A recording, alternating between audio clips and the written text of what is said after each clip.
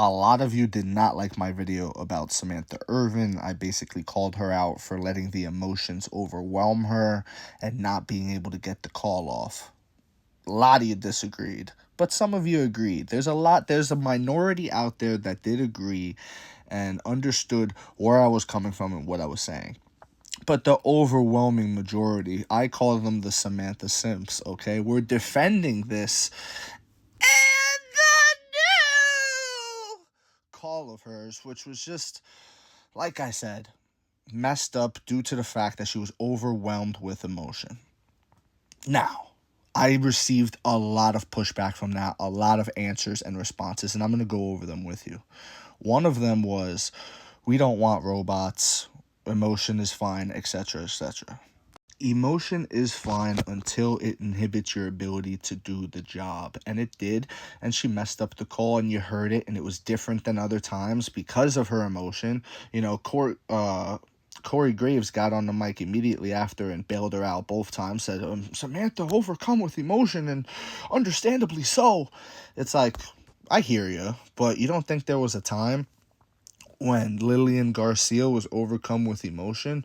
You don't think there was a time when Tony Chimmel was overcome with emotion?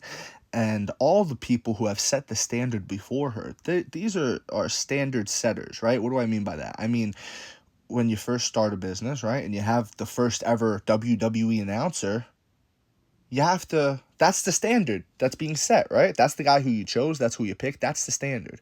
And then the standard either goes lower or higher, etc., etc., over time with the new people that take the job on.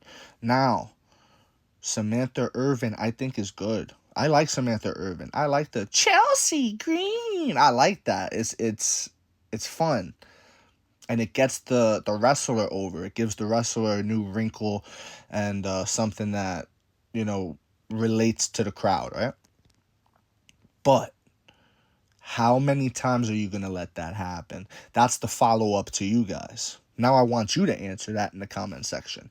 If you were okay with it, if you were fine with her doing it twice at WrestleMania 40, the biggest night of them all, WrestleMania, probably the greatest WrestleMania of all time, etc., etc., if you're okay with that, are you okay with her also crying at Backlash if another big upset takes place? Are you okay with her crying? I'd be okay with her crying if Ricochet ever won a title. To me, that's understandable. To me, it's like, now if you don't cry for that, it's like, you know what I mean? Because you cried for Sammy and you cried for Cody. You have to cry for that. It's like, who else is she down to cry for? Who else is okay? Me personally, I think it should be cut. I think it's something she needs to work on. I understand that she's a fan. But work comes first. Work comes first. And you cannot mess up your call. You cannot mess up what you're trying to say because you're marking out over the result. You get what I'm saying? It don't work for me. I don't like it. I've never seen it before. I've never heard it before. I'm not a new fan, Samantha Irvin's not my first fucking, WWE crush or like a lot of you guys are the Samantha Simps. Like, I'm really trying to tell y'all that. If she looked like Lizzo, y'all would not be caping for her this hard. Because it's just a simple critique. I'm not saying she should be fired. I'm not saying she should be, anything. All I'm saying is I'm voicing my opinion as a WWE fan for the majority of my life. 27 years, you know what I'm saying? I think I get to say, I didn't like that. And I would have said it if she botched someone's name, people were saying, oh, other announcers have made mistakes too. Like, I don't think nobody's perfect. And I would have said the same thing about Lillian Garcia and her botching of the names or whatever. You get what I'm trying to say? Like, this isn't pick on Samantha thing. This is just saying something that's not being said. This is just nobody's calling it out. When people do call it out, the Simps attack. The Simps attack. And people then get scared to say it. You know what I mean? They get scared to just have an opinion that isn't what the whole world's opinion is of someone, They have they say, oh, Samantha's the GOAT, etc., etc., whatever their opinion is of her.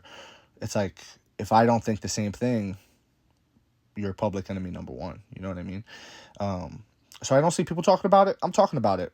Let me know in the comment section what you think, how you feel, and are you a Samantha simp or not? Let's see. Time will tell.